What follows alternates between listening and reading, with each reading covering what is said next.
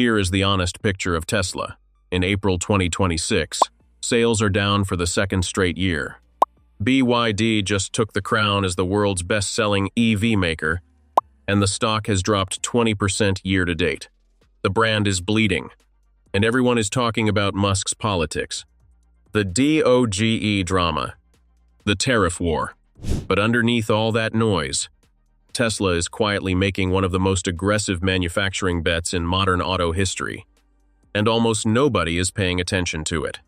After scrapping the original Model 2 program in favor of robotaxis, Tesla is now back, reportedly developing an all-new compact SUV around 4.28 meters long, smaller, cheaper, and built on a fundamentally different cost structure than anything they have shipped before. The target is still around $25,000, and if they actually pull it off, a lot of people are going to be asking the wrong question, because when most guys hear $25,000 Tesla, the immediate assumption is cheaper battery. Makes sense? Battery pack is the biggest cost in any EV, so cheaper car equals cheaper cells. Right. Here is what that thinking misses entirely. So today we are breaking down exactly how Tesla is restructuring its cost model from the factory floor up, what that means for the sticker price, what it means for your wallet 5 years after you buy it, and why the Chinese automakers everyone is dismissing right now might actually have the smarter long-game answer to a question nobody is asking yet. The two schools of thought nobody is talking about. To understand what Tesla is really doing with Model 2, you need to know about one specific engineering decision that is splitting the EV world into two camps right now. It comes down to something called a crash can, the energy-absorbing component at the rear of the vehicle designed to take the hit in a low-speed collision before the damage reaches the main structure. Tesla integrates the crash can directly into its Gigacasting, meaning the entire rear underbody, including that energy-absorbing section, is cast as one massive single piece of aluminum. Think of it like taking what used to be 70 to 100 separate stamped steel parts and replacing them with one giant Lego block. Xpeng, Xiaomi, and Cirrus, three of China's most serious EV players right now, go a different direction. They bolt their crash cans on separately, using aluminum extrusions that attach to the main casting. Same Lego metaphor. But instead of one big block, it is a few precisely fitted pieces snapped together. What Tesla is actually optimizing for, and it is not what you think. Here is the concrete math of what that means. A traditional rear underbody assembly involves somewhere between 70 and 100 individual components, each one sourced from a supplier, shipped to the factory, inventoried, and bolted or welded into place by either a robot or a human. That is 70 to 100 opportunities for a logistics delay, a defective part, a misalignment, or a rework. Tesla's Gigacasting collapses that into one or two large cast sections. Fewer parts means fewer suppliers to manage, fewer assembly steps to run, and a dramatically shorter production line, according to data from the Model 3 rebuild process. Replacing a rear cast rail section with the Gigacasting approach is roughly 10 times cheaper and 3 times faster compared to the traditional multi-part build. Scale that across Model 2's projected production volume. Tesla has indicated ambitions of 2 to 3 million units annually once the platform is fully ramped, likely out of Gigafactory Texas and the Shanghai facility. And every dollar saved per unit becomes a billion-dollar structural advantage over time. This is exactly why Tesla can credibly talk about a $25,000 price point without torching their margin. They are not discounting the car. They are building a lower-cost car from the ground up. There is a massive difference. But the cost does not disappear ownership cost. With a traditional multi-part rear underbody, a low-speed collision is a relatively contained problem. You bent a stamped steel bracket or crumpled a bolt-on energy absorber, a shop orders the part, swaps it out. You are back on the road for a few $100s. With Tesla's integrated Gigacasting design, that same collision hits a structure where the crash can is part of the main casting itself, depending on how the energy travels through the piece. What looks like minor damage on the outside can mean the repair involves a much larger section of the rear underbody, one that cannot simply be unbolted and replaced. In some cases, that means partial or full casting replacement, and that is where the numbers get uncomfortable. Insurance data from Model Y owners with rear Gigacast damage has already shown repair costs that surprise people who came from traditional ICE vehicles or even earlier generation Teslas built the conventional way. Some body shops have started flagging Gigacast-equipped vehicles as higher-risk repair jobs, which quietly feeds into higher insurance premiums. That is a cost most buyers never factor in when they are standing in a showroom comparing sticker prices. So why does Tesla still go this route? The math here is worth thinking through seriously. If Tesla saves roughly $1,500 per vehicle in manufacturing costs through gigacasting, fewer parts, fewer assembly steps, faster line speed, reduced supplier complexity, and they scale Model 2 to 2 million units annually. That is $3 billion in annual cost savings baked into the structure of the business. Not margin improvement, actual structural cost removal.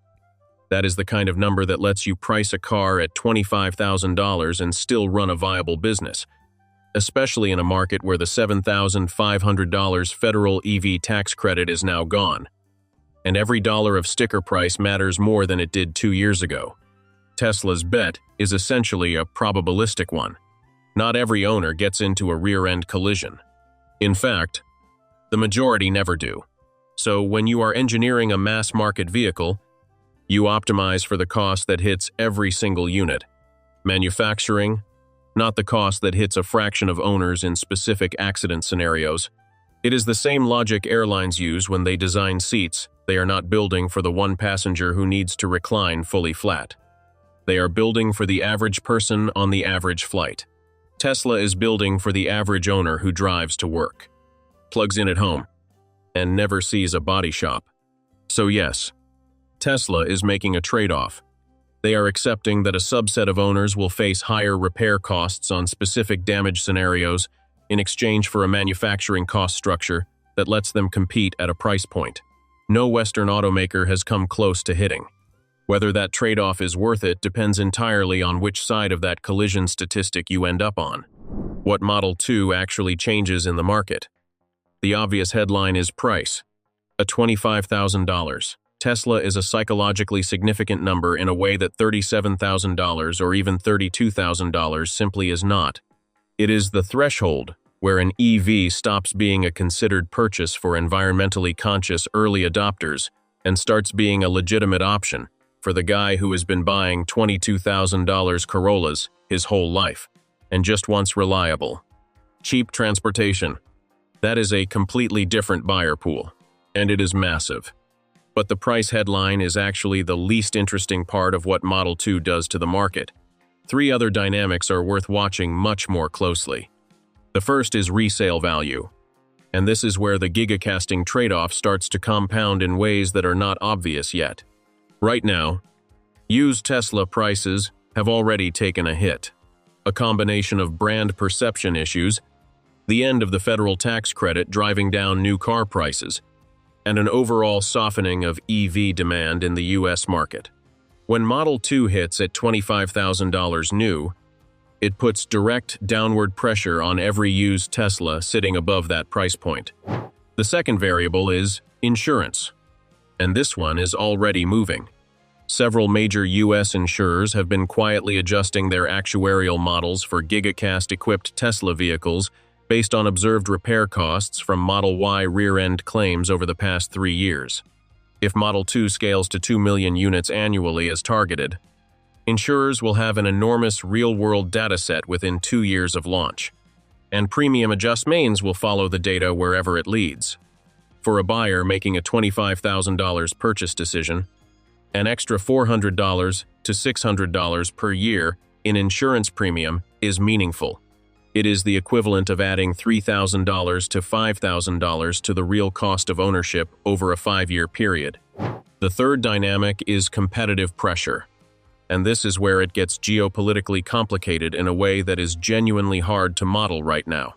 The Chinese OEMs that are most directly competitive with Model 2 on price. BYD's Seagull at around $10,000 in China. Xpeng's upcoming compact models, Xiaomi's next platform, are largely locked out of the US market by tariffs that currently sit at 100% on Chinese-made EVs. That tariff wall is one of the main reasons Tesla's US market position has not collapsed further despite everything. But in Europe, Southeast Asia, and Latin America, those vehicles are present and getting more competitive every quarter. Model 2's Gigacasting cost advantage is real, but it is competing against vehicles that in some cases cost half as much to build at the factory level. The manufacturing efficiency gap is closing faster than most Western analysts have been willing to admit. What smart buyers should actually be asking? The first question worth asking is the repair exposure question. What does a rear collision at 15 to 25 miles per hour actually cost to fix on this specific vehicle? And does my insurance policy cover it at a rate that makes sense? Get quotes from 2 or 3 independent body shops in your area, not just Tesla's service center, and ask them specifically about Gigacast repair experience. The variation in those quotes will tell you something real about your local market's ability to service the car. The second question is the insurance question, and it connects directly to the first. Get insurance quotes before you sign anything, not after.